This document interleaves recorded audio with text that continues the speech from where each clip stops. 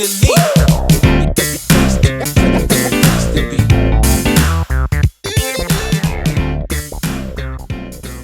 Hi and welcome back to the Citizen channel and another I Didn't Know That as we look back at the City Spurs game, or City at Spurs game of course, through the means of the hard copy of the game, which is better than any 50-50 scarf, isn't it? The matchday programme of course on the 30th of October 2024, Carabao Cup round 4, so we're going to check out any oddities within this hard copy memory game concerning Spurs and City. Yes, it's so hopefully Spurs fans can get something out of watching this as well. £4 for 84 pages. Jed Spence is on the cover. I think this guy's been loaned out on various things over the last 2 or 3 seasons he's been with Spurs. So we're going to check out what's inside. A little special on Michael Brown as well, of course, played for both Spurs and City, and we'll have a little extract of that before we go as well. So join me as we check out what's inside the programme. Please, if you are new to the channel, smash that like button for me, guys, if you can. If you like what I try and do, try and inform and entertain if I can. And of course, if you're not already done so, press that subscribe button. And all subscribers, welcome any new ones. It'd be great to have you on board. Have a look through the channel. You see loads of stuff, including stuff on film and TV as well, another passion of mine. So if you're interested in that, or you know somebody who might be who's not interested in the football, give them a poke in my direction. I'd be very grateful. So great to have you on board. And there are ways to help support me, even just to watch a couple of ads helps me out. Or of course we have memberships and sponsorship, but a bit more of that before we go. This is all about having a look at this programme today, so please do stay tuned after this review and the excerpt of Mr. Michael Brown that I'm going to have a look at, a piece on him in the programme. Stay tuned after this for information on helping me out if you can. That's wonderful if you can. Right, what didn't we know, or did we know about Spurs that we forgot? Who knows? No trophy for it, but Spurs broke the Europa League goal scoring record with their 1-goal win against AZ Alkmaar just recently. It was their 321st goal in the competition, and this includes of course the UEFA Cup, which was the previous incarnation, which Spurs had a pretty good record in, didn't they? And they took this record from, City's next Champions League opponents as I'm recording this. As you're watching it, we've probably already played them. But of course, Sporting Lisbon, or better known, or want to be known now as Sporting CP, Sporting Club of Portugal, something like that anyway. Always be Sporting Lisbon to me, guys. They began their goal haul in a 6-1 win over Iceland's Keflavik team. Who are they? I don't know. I'm not had a look, but you find out. Go and find out. I'll go on Google. Have a Google look at who that team is. That was back in September 1971. In their last Premier League game against Palace, Mickey M-I-K-E-Y, Mickey Moore became their youngest player to start a Premier League game in 31 years. He was aged 17 and 77 days. He already held the record for being the youngest in Premier League history to come off the bench back in May, when he was 16 and 277 days old against, Manchester City.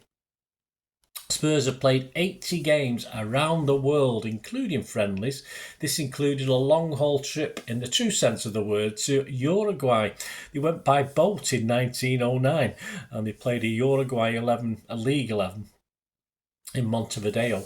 Was it worth the trip? Well, just about, they won 8-0, so that seemed pretty good, didn't it? If you look at Uruguay as a powerhouse, perhaps who were were they the first World Cup winners? I'm not too sure, but just imagine if you had the World Cup in those days. England might have 5 or 6 stars on the shirts by now, because I think we had some pretty good players, certainly up to the 50s anyway. We missed out a bit there, didn't we? Could have had numerous World Cup stars on our badges, but there you go. Spurs, back to Spurs. They've got staying with Spurs, they've got a supporters club for dog lovers. It's called the Tottenham Hotspur. See what they did there? It's free to join. I think you just have to bring a bone or something like that. And they have a dog of the match page in the programme. Very nice. If you're into your dogs, I'm sure it's fun. What about Spurs and City? Well, they do highlight, as I did in my City 130 special, of course, our previous League Cup meetings, because there was only 4, there's only been 4, and of course it was just the final that we actually won, we lost the rest. So you go back to 28th of October 1992, it ended City 0, Spurs 1. That was a Coca-Cola Cup then, round 3, and they played us 4 times that season and won them all.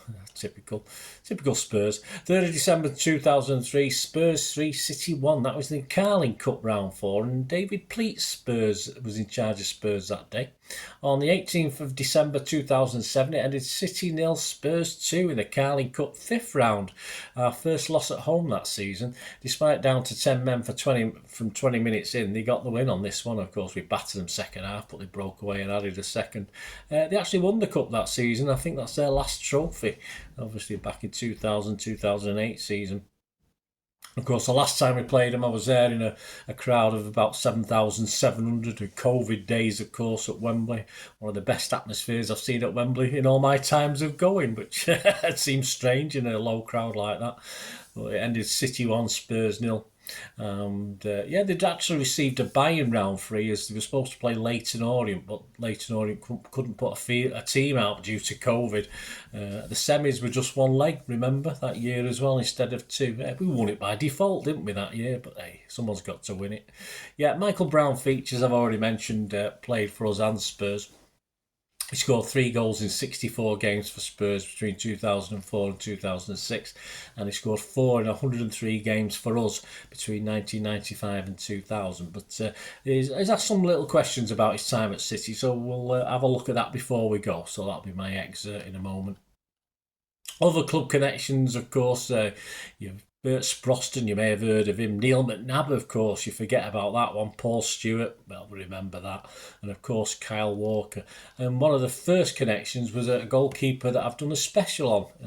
If I remember, I'll try and put it in the link on here or in the comments below.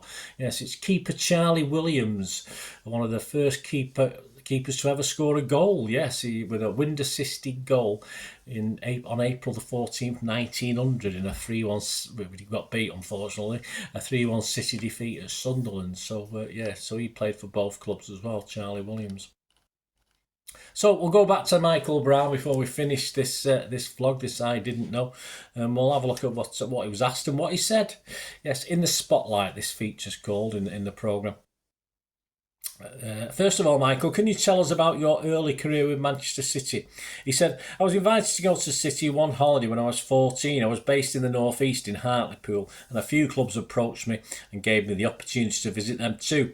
I went to City, and quite early on they wanted to sign me. I had a good feeling about the place, and rather than offering me a schoolboy deal, the contract they offered was a 2-year scholarship followed by a 2-year professional deal. To be offered something like that of 14 was incredible, having that longer term security. I remained living in Hartlepool as a schoolboy, so when I went to City on school holidays, I moved there when I left school at 16. City have always had a good pathway for young players, and I was one of the lucky ones who went on to make it through to the first team. They then asked him, what memories do you have of your first team debut for City at QPR in August 1995? Michael said, it was a bizarre first team debut for me. Then City manager Alan Ball gave me the opportunity to travel with the first team down to London on the Friday for the QPR game. And the following day, I was only young and I hadn't really played a reserve team game yet or trained with the first team. I was in the changing room before the game and I heard my name read out amongst the substitutes, and it was such a surprise to me. I only thought I was travelling to the game for experience. About 60 minutes in, I was warming up and I had to call to go on as a substitute for Steve Lomas. Suddenly I was making my senior debut. It was all quite surreal. 10 minutes later I got a red card for pulling a shirt, with the referees judging that I was the last man. I thought my career was over, in all honesty, but the following day when I was back in my digs, I got a call from Alan Ball saying, don't worry about yesterday, son. You're playing again on Tuesday against Everton. Sorry about that. I have no idea. I think you're a bit squeaky, wasn't he? But sorry. Footballers will have their ups and downs in their career, and I experienced so many highs and lows within the first few days of having got into the first team.